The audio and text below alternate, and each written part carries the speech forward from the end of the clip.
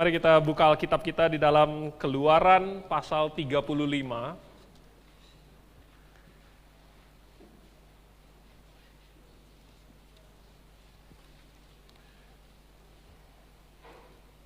Keluaran pasal 35 kita akan baca, saya akan baca, kemudian jemaat sekalian akan mengikuti di dalam hati.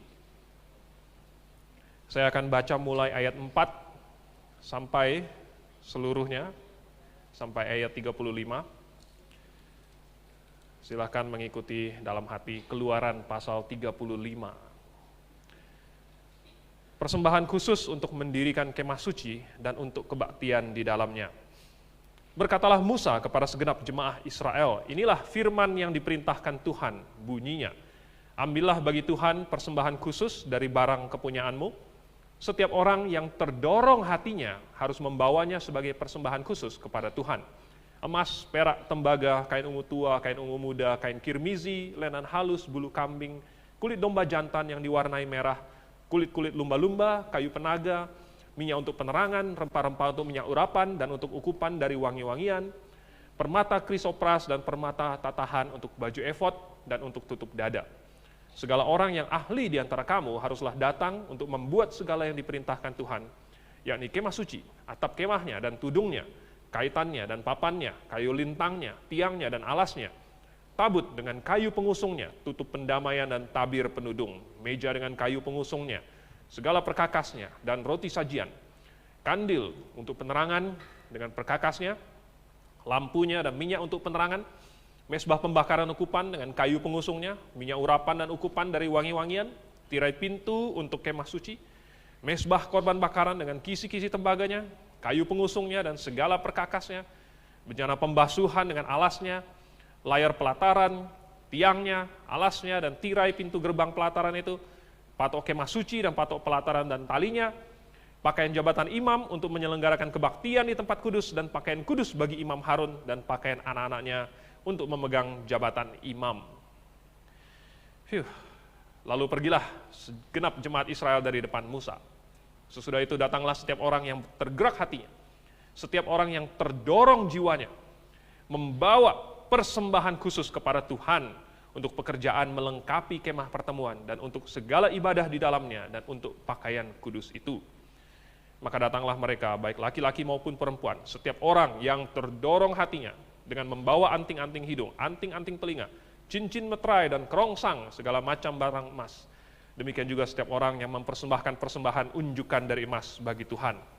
Juga setiap orang yang mempunyai kain ungu tua, kain ungu muda, kain kirmizi, lenan halus, bulu kambing, kulit domba jantan yang diwarnai merah, dan kulit lumba-lumba, datang membawanya. Setiap orang yang hendak mempersembahkan persembahan khusus dari perak atau tembaga, membawa persembahan khusus yang kepada Tuhan itu, dan setiap orang yang mempunyai kayu penaga, membawanya juga untuk segala pekerjaan pekerjaan mendirikan itu. Setiap perempuan yang ahli, memintal dengan tangannya sendiri, dan membawa yang dipintalnya itu, yakni kain ungu tua, kain ungu muda, kain kirmizi, dan lenan halus. Semua perempuan yang tergerak hatinya oleh karena ia berkeahlian memintal bulu kambing. Pemimpin-pemimpin membawa permata krisopras dan permata tatahan untuk baju efod dan untuk tutup dada, rempah-rempah dan minyak untuk penerangan, untuk minyak urapan dan untuk ukupan dari wangi-wangian. Semua laki-laki dan perempuan yang terdorong hatinya akan membawa sesuatu untuk segala pekerjaan yang diperintahkan Tuhan dengan perantaraan Musa untuk dilakukan. Mereka itu yakni orang Israel membawanya sebagai pemberian sukarela bagi Tuhan. Ayat 30, berkatalah Musa kepada orang Israel, lihatlah, Tuhan telah menunjuk Bezaleel bin Uri bin Hur dari suku Yehuda, dan telah memenuhinya dengan roh Allah, dengan keahlian, pengertian, dan pengetahuan dalam segala macam pekerjaan, yakni untuk membuat berbagai rancangan supaya dikerjakan dari emas, perak, dan tembaga, untuk mengasah batu permata supaya ditatah, untuk mengukir kayu, dan untuk bekerja dalam segala macam pekerjaan yang dirancang itu. Dan Tuhan menanam dalam hatinya dan dalam hati Aholiab bin Ahisamak dari suku Dan kepandaian untuk mengajar. Ia telah memenuhi mereka dengan keahlian untuk membuat segala macam pekerjaan seorang tukang, pekerjaan seorang ahli, pekerjaan seorang yang membuat tenunan yang berwarna-warna dari kain ungu tua, kain ungu muda, kain kirmizi, dan lenan halus, dan pekerjaan seorang tukang tenun, yakni sebagai pelaksana segala macam pekerjaan dan perancang segala sesuatu. Kita berdoa. Bapa di surga, betapa luar biasanya kami membaca pekerjaan membangun kemah suci yang sudah Engkau tunjukkan kepada Musa dan Engkau dirikan sebagai suatu lambang untuk melambangkan Kristus sebagai juru selamat. Karena kami mau belajar dari perikop ini, mohon Engkau yang memberikan kami hikmat untuknya. Dalam nama Tuhan Yesus kami berdoa, amin. Walaupun banyak orang mungkin membaca kitab Keluaran dan mungkin bagian awalnya seru, wah awalnya itu tentang Musa membawa mereka keluar dari Mesir dan lain sebagainya. Tetapi banyak orang merasa bahwa belakangan, mulai dari pasal 21 ke atas segala macam sudah mulai membosankan. Bagi saya tidak ada yang membosankan. Tidak ada satu bagian pun di dalam Alkitab yang membosankan, yang tidak bertujuan, yang tidak ada pengajarannya, yang bisa di-skip, bisa dilongkap, yang tidak perlu dibaca, tidak ada. Dan di pasal 35 ini pun, walaupun tadi saya sudah membacanya cukup panjang, bagi saya sangat menarik sekali. Ada banyak sekali pengajaran yang bisa kita dapatkan di dalamnya. Dan dari sini, untuk malam ini, cukup saya pilih satu saja. Saya ingin berbicara mengenai persembahan. Apa yang kita baca di sini adalah orang Israel memberikan persembahan kepada Tuhan untuk pekerjaan kemah suci. Dan kita sudah baca betapa banyaknya hal-hal yang Tuhan suruh Musa bikin. Dengan segala macam material yang luar biasa, yang indah-indah dan khusus. Ada kulit lumba-lumba dan lain sebagainya. Kita hari ini nggak tahu apa yang dimaksud dengan kulit lumba-lumba. Mereka dapat dari mana? Mereka berjalan di padang gurun, gimana? Dari mana dapat kulit lumba-lumba? Tetapi inilah yang Tuhan suruh Musa bikin. Dan juga Tuhan akhirnya menyuruh supaya orang Israel mempersembahkannya. Jadi apa yang dapat kita contoh dari apa yang Israel perbuat ini? Yang pertama, ada suatu penekanan di sini yang tadi kita baca. Pada istilah yang terdorong hatinya. Berkali-kali kita baca. Laki-laki, perempuan, semua orang yang terdorong hatinya. Kenapa ada penekanan ini? Mungkin agak lucu juga. Tuhan memerintahkan supaya orang Israel memberikan persembahan. Jadi suatu perintah. Tuhan mau orang Israel memberikan persembahan. Ini suatu perintah, tetapi Tuhan maunya itu terdorong dari dalam hatinya sendiri. Ya. Tuhan mau manusia mempersembahkan sesuatu kepada Tuhan, tetapi harus berasal dari hatinya sendiri. Tapi kalau kita pikir-pikir, sebenarnya ini masuk akal. Ya. Kenapa Tuhan memerintahkan atau menginginkan bahwa manusia mempersembahkan sesuatu, tetapi harus dari dalam hatinya sendiri? Karena sebenarnya persembahan ini bukan pajak. Ya. Di Indonesia dan di semua negara di muka bumi ini, mereka menarik pajak. Dan itu bukan sesuatu yang sukarela. Ya. Menteri Keuangan kita, Ibu Sri Mulyani tidak membuat peraturan kalau kamu mau bayar pajak silahkan gitu, nggak ada. Bukan sesuatu yang opsional. Tetapi persembahan itu bukan pajak. Jadi Tuhan bukan sedang memungut pajak dari kita. Ya. Orang Kristen datang ke gereja memberikan persembahan, bukanlah pajak, bukan upeti, tetapi adalah suatu pemberian. Suatu pemberian yang mengungkapkan rasa ucapan syukur kita kepada Tuhan, juga mengungkapkan kasih kita kepada Tuhan. Bahwa seseorang mengasihi Tuhan, makanya dia memberikan pemberian kepada Tuhan, memberikan hadiah. Dan karena Tuhan itu statusnya lebih tinggi, maka namanya persembahan. Kalau statusnya kurang lebih hampir-hampir sama, ya namanya pemberian hadiah gitu. Atau misalnya kalau statusnya lebih rendah, saya kasih hadiah. Tapi kalau statusnya lebih tinggi, maka itu namanya suatu persembahan. Jadi Tuhan menginginkan suatu pemberian kasih dari manusia. Tuhan ingin menikmati kasih manusia. Ya. Jadi, ini harus sesuatu yang muncul dari dalam hatinya sendiri. muncul dari dalam hatinya sendiri. Jadi sampai di sini kita bisa membandingkan dengan pengajaran Calvinistik, bahwa kalau seandainya Tuhan sudah menetapkan itu sejak kekekalan dalam satu dekret yang mencakup semuanya, bahwa si Bezaleel, si Aholiab, si siapa lagi gitu, nanti akan mempersembahkan sesuatu kepada Tuhan, dan itu sudah Tuhan yang tetapkan, bagaimana bisa dikatakan bahwa itu dari hatinya sendiri lagi? Kalau itu Tuhan yang tetapkan, berarti itu berasal dari hatinya siapa? Dari hatinya Tuhan. Bukan dari hati manusia itu sendiri. Tapi kalau harus berasal dari hati manusia, berarti bukan Tuhan yang tetapkan. Berarti sesuai dengan ayat ini, harusnya kalau itu sesuatu yang Tuhan inginkan berasal dari dorongan hati manusia itu sendiri, berarti Tuhan tidak menetapkannya. Baru itu berasal dari hati orang tersebut. Dan Tuhan membuat penekanan ini bahwa itu harus dengan sukarela. Harus dengan sukarela. Dan juga di dalam 2 Korintus pasal 9 ayat 17, Tuhan berkata bahwa Tuhan mengasihi orang-orang yang memberikan dengan sukarela, tanpa paksaan dan dengan sukacita. Memberikan dengan sukarela, dengan suka hati. Nah, ini yang Tuhan inginkan. Jadi bukan sesuatu yang dipaksakan, juga bukan ditetapkan, tetapi sesuatu yang muncul dari dalam hatinya. Nah, Tuhan menginginkan ini karena ini adalah suatu kenikmatan bahwa orang itu mengasihi Tuhan, makanya memberikan sesuatu kepada Tuhan. Nah, mungkin ada suatu pertanyaan, kenapa Tuhan ingin manusia mengasihinya? Kenapa? Kan Tuhan sebenarnya tidak butuh, kan? Tuhan tidak butuh apa-apa dari manusia. Seandainya manusia tidak mengasihi Tuhan, Tuhan juga tidak rugi apa-apa, Tuhan tidak kekurangan. Tetapi kenapa Tuhan mau supaya manusia mengasihi Dia? Sebenarnya kalau kita pikir-pikir lagi, sebagai manusia kita harusnya mengerti ini, karena ini sesuatu yang sangat manusiawi bagi kita.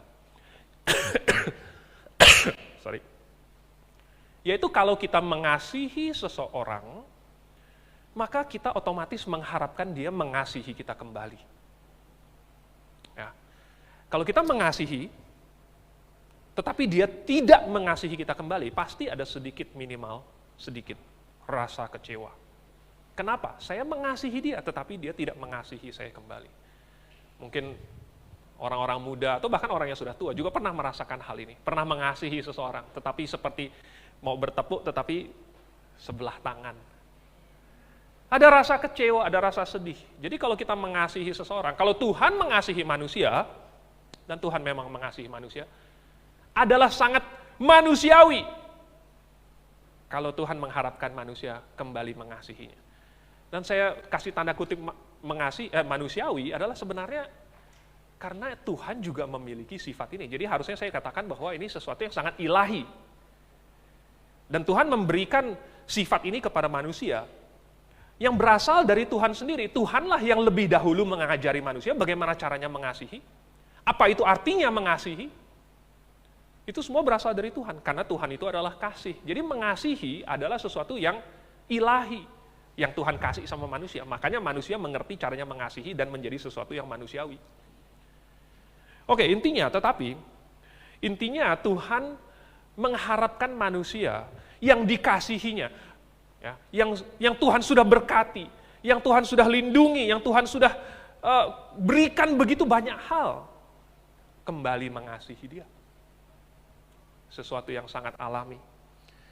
Jadi pertanyaan berikutnya adalah, kalau Tuhan sudah mengasihi manusia, bagaimana kalau tidak ada dorongan itu untuk mempersembahkan sesuatu kepada Tuhan? Bagaimana kalau nggak ada dorongan? Kan Tuhan bilang, siapa yang terdorong hatinya? Kalau terdorong hatinya, berarti implikasinya kalau tidak ada dorongan, maka nggak usah. Benar kan?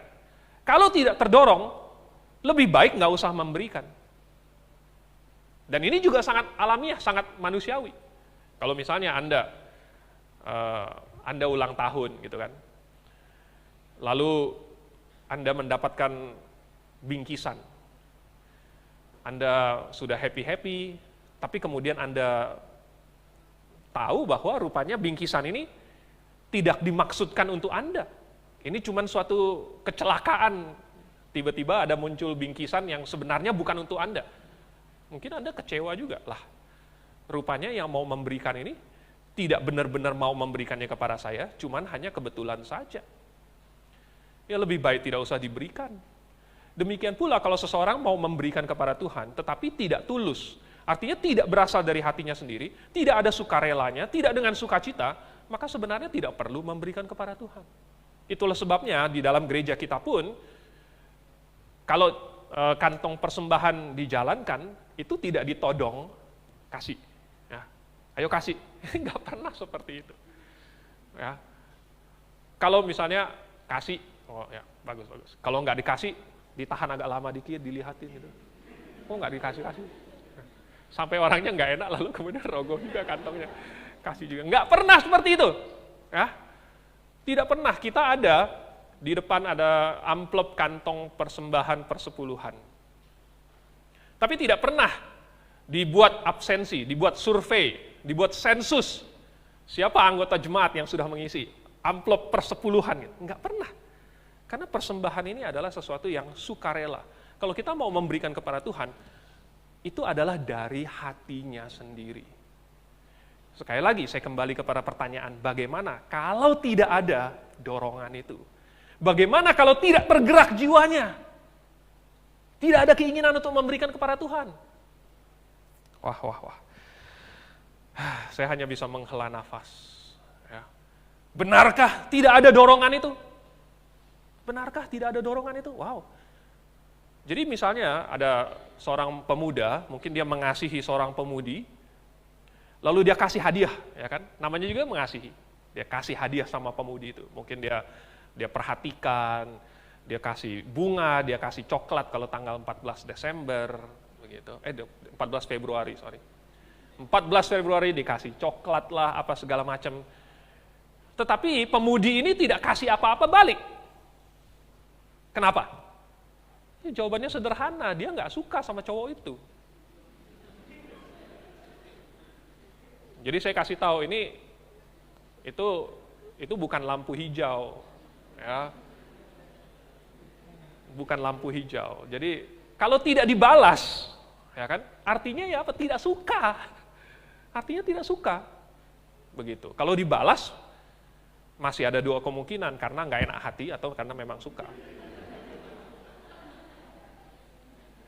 Tapi kalau tidak dibalas, berarti memang tidak suka. Jadi kalau Tuhan sudah kasih kita banyak pemberian, sudah memberkati kita, sudah mengasihi kita, tetapi kita tidak kembali mengasihi Tuhan, artinya apa?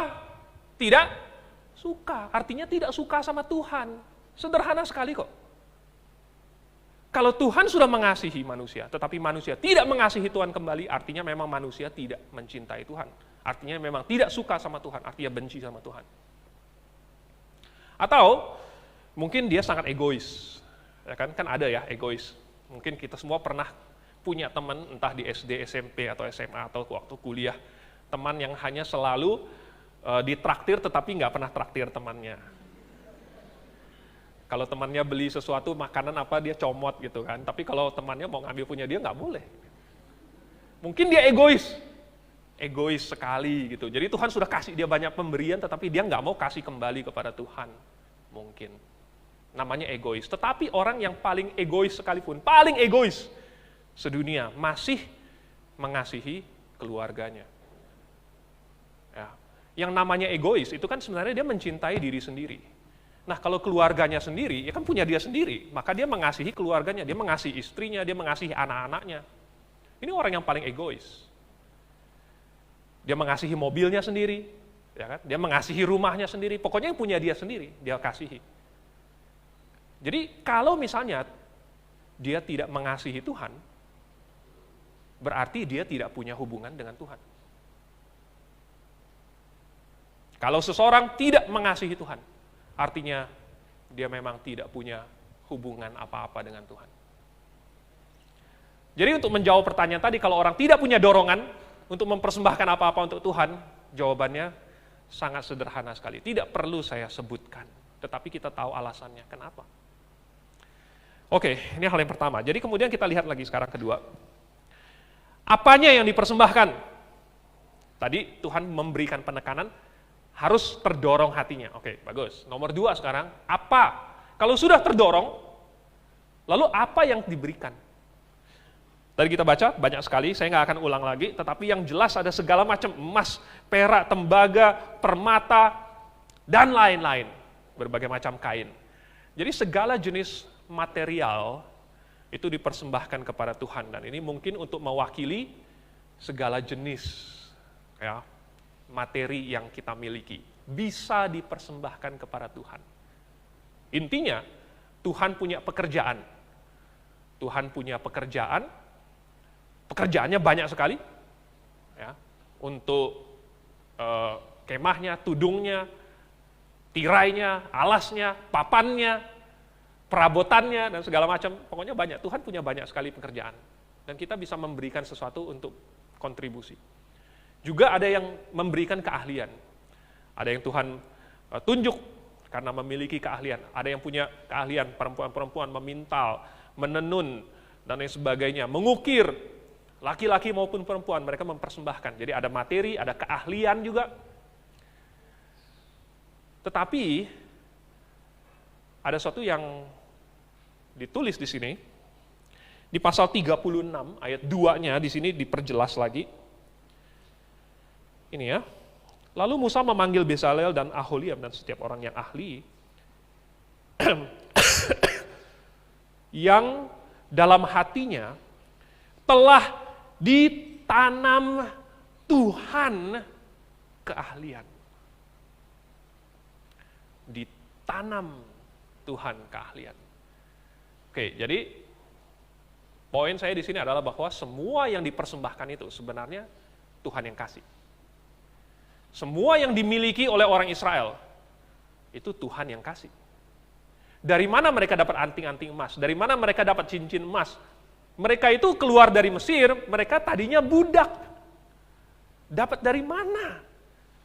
Kalau kita baca kembali di dalam ceritanya, sebelum mereka keluar, sesudah orang Mesir mengalami 9 tulah, dan mereka udah kapok, udah menyerah, udah siap untuk mengusir bangsa Israel dari Mesir. Tuhan suruh supaya bangsa Israel meminta barang-barang tetangga Mesirnya. Nah, mereka minta semuanya. Pakaian yang bagus-bagus, kain, perhiasan, emas, perak, tembaga, dan lain-lain semuanya diminta oleh orang Israel. Dan Tuhan membuat orang Mesir bermurah hati dan dikasih semua. Akhirnya orang Israel keluar dengan membawa kekayaan Mesir bersama-sama mereka. Siapa yang kasih? Tuhan yang kasih. Orang Israel punya begitu banyak. Siapa yang kasih? Tuhan yang kasih. Orang Israel bisa punya keahlian. Siapa yang kasih? Tuhan yang kasih. Jadi, segala yang kita miliki diberikan kepada kita oleh Tuhan. Dan ada satu orang yang menuliskan satu kutipan sangat luar biasa. Namanya adalah Ayub. Dia bilang, Tuhan yang memberi. Tuhan juga yang mengambil. Kisah Ayub ini sungguh memilukan. Sungguh menyedihkan. Dia orang paling kaya di timur. Orang paling saleh. Paling takut kepada Tuhan. Tetapi mengalami tragedi paling menyedihkan. Tetapi di dalam semuanya itu, dia masih memiliki perspektif yang tepat tentang hartanya, yaitu bahwa Tuhan yang memberikan. Tuhan yang memberikan. Nah ini sebenarnya Ayub berkata begitu. Bukan yang pertama loh. Ya. Bukan Ayub yang pertama berkata Tuhan yang memberikan. Tahu nggak siapa yang pertama mengatakannya? Yang pertama mengatakannya adalah iblis. Iblis yang bilang, iblis menghadap kepada Tuhan lalu bilang, oh bukankah ini si Ayub ini yang begitu setia? Tetapi kenapa dia setia? Bukankah karena engkau yang memberkatinya, engkau yang memagari dia, engkau yang memberkati segala yang dikerjakan tangannya, membuat dia berhasil? iblis yang pertama kali, dan iblis di sini kebetulan, mungkin bukan kebetulan, memang iblis tahu bahwa kesuksesan Ayub berasal dari Tuhan. Dan Ayub hanya mengucapkan apa yang iblis sudah pernah ucapkan. Tuhan yang memberi, Tuhan juga yang mengambil. Terpujilah nama Tuhan. Ayub yang menambahkan itu. Jadi, orang yang paling bijaksana di dunia. Jadi, iblis nomor 1 udah sangat pintar, sangat bijaksana. Ayub orang yang paling saleh juga bilang. Lalu Salomo orang yang paling bijaksana. Berkata di dalam Amsal, bukan Mazmur.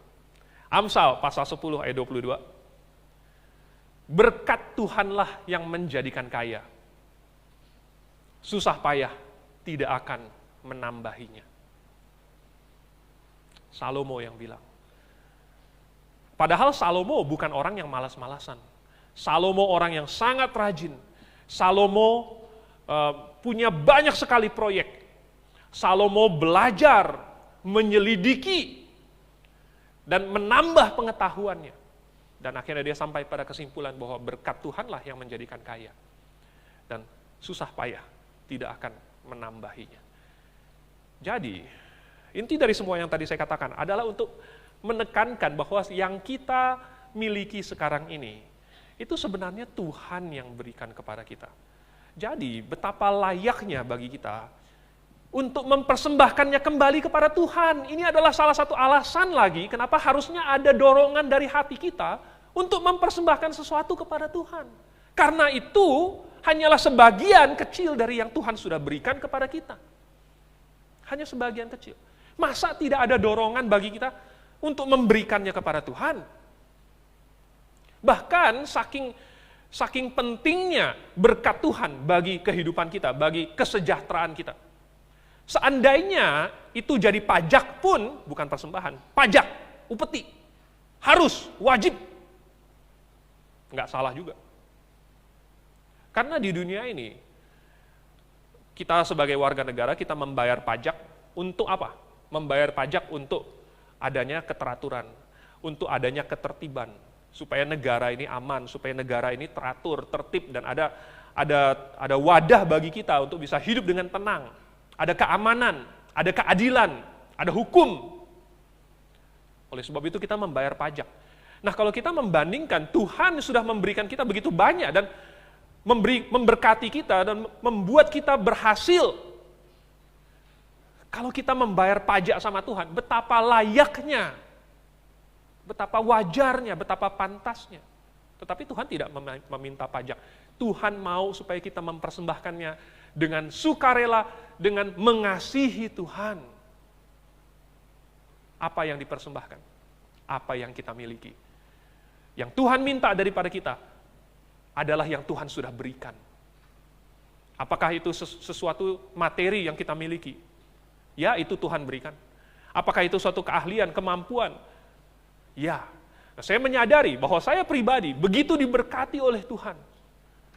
Bahwa semua yang saya miliki, kecerdasan saya, kemampuan saya, pengetahuan saya, keahlian-keahlian saya, semuanya diberkati dari Tuhan.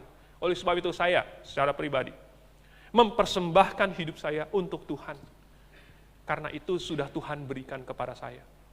Maka sudah sepantasnya, kalau saya juga mempersembahkan hidup saya untuk Tuhan. Itu yang dipersembahkan. Yang ketiga, apa hasilnya? Sesudah orang Israel terdorong hatinya, mereka mempersembahkan kepada Tuhan, apa hasilnya?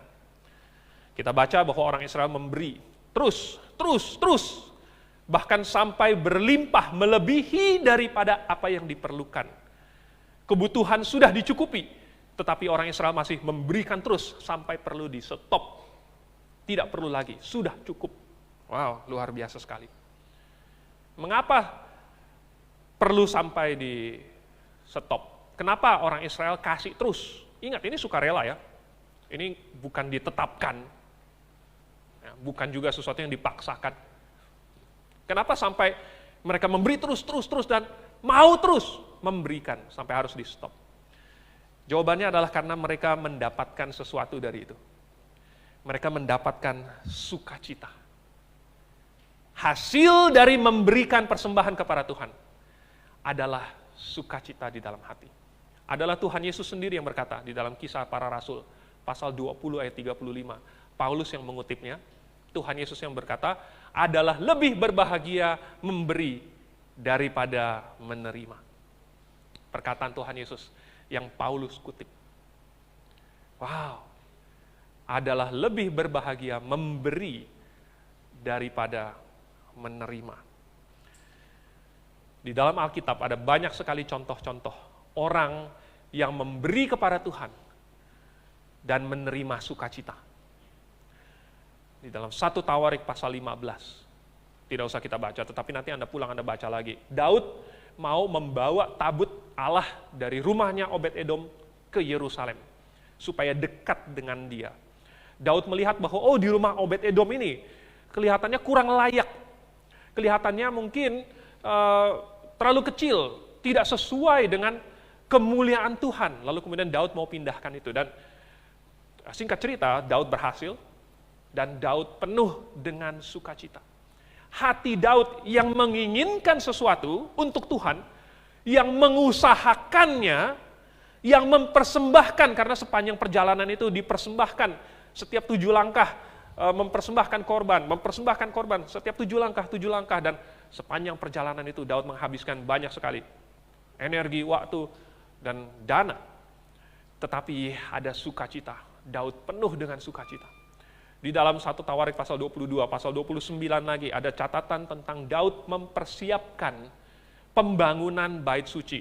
Daud pernah bilang sama Tuhan, aku mau membangun rumah untukmu, tetapi Tuhan menjawab, Daud, kamu nggak cocok. Tanganmu sudah penuh dengan darah, kamu nggak cocok membangun rumah untukku. Anakmu Salomo, dia yang akan membangun. Lalu kemudian Daud mempersiapkan. Katanya di dalam 1 Tawarik pasal 22, 100.000 talenta emas, plus yang lain-lain lagi. Bayangkan, 100.000 talenta emas, saya nggak bisa membayangkan berapa ratus ton emas dipersiapkan oleh Daud. Lalu di pasal 29-nya lagi, waktu Daud sudah mau mati, dan Daud sudah tunjuk Salomo sebagai penggantinya. Daud berpesan lagi kepada Salomo, jangan lupa untuk membuat rumahmu untuk Tuhan. Dan Daud membuat pidato di depan bangsa Israel, bahwa sebentar lagi dia akan mati, tetapi dia akan suruh Salomo bikin rumah untuk Tuhan. Lalu Daud secara pribadi mempersembahkan 3.000 talenta emas dari miliknya sendiri, bukan dari milik Israel. Yang dari milik Israel yang dia kumpulkan selama sekian puluh tahun itu adalah 100.000 talenta emas plus. Tetapi dari dirinya sendiri 3.000 talenta emas milik dia sendiri, dan masih ada plus lagi peraknya 10.000 talenta dan lain sebagainya, 7.000 talenta. Dan ada pesta yang besar, dan Daud menantang bangsa Israel, saya kasih 3.000 talenta emas, kalian mau mempersembahkan berapa untuk rumah Tuhan? Dan orang Israel mempersembahkan sampai 10.000 talenta emas pada waktu itu, dan semuanya penuh dengan sukacita menurut Alkitab. Semuanya penuh dengan sukacita. Nah, saya bukan berkata bahwa kita harus mempersembahkan sekian ribu talenta emas atau apa kepada Tuhan. Ingat, apa yang diberikan Tuhan kepada kita, itu yang kita beri. Tetapi hasil dari memberikan kepada Tuhan itu adalah sukacita. Jadi apa kalau ditanya orang, apa rahasia hidup yang penuh dengan bahagia? Apa rahasianya hidup sukacita? Maka salah satu jawabannya adalah banyak memberi secara umum. Tetapi secara khusus, memberikan kepada Tuhan. Yang dilandaskan dari dorongan hati, dengan sukarela, dengan motivasi mengasihi Tuhan. Dengan mengakui bahwa semua yang kita miliki ini adalah diberikan Tuhan kepada saya. Maka akan timbul rasa sukacita di dalam hati. Dan bagi kita-kita yang sudah banyak memberi, banyak berbuat baik, maka kita tahu dari melakukan kebaikan itu ada timbul sukacita. Dan itu yang Tuhan ajarkan kepada Kain. bahwa mukamu akan berseri-seri kalau kamu melakukan apa yang benar. Tetapi kalau kita melakukan apa yang tidak benar, maka raut muka kita tidak akan bahagia. Dan dosa sudah mengintip di depan pintu. Tapi kalau kita mau sukacita, kita mau bahagia, sudah dikasih tahu apa rahasianya. Mempersembahkan kepada Tuhan diri kita. Mari kita berdoa. Bapa di surga, terima kasih, kami mengucap syukur bahwa catatan firman Tuhan begitu mendetil dan mencakup begitu luas, sehingga kami mendapatkan banyak prinsip darinya yang bisa menopang dan memimpin kehidupan kami. Biarlah kami menjadi anak-anak yang tahu berterima kasih sesudah menerima begitu banyak anugerah dan kasih karunia. Kami pun mempersembahkannya pula untuk pekerjaan-Mu. Kami mengucap syukur dalam nama Tuhan Yesus. Amin.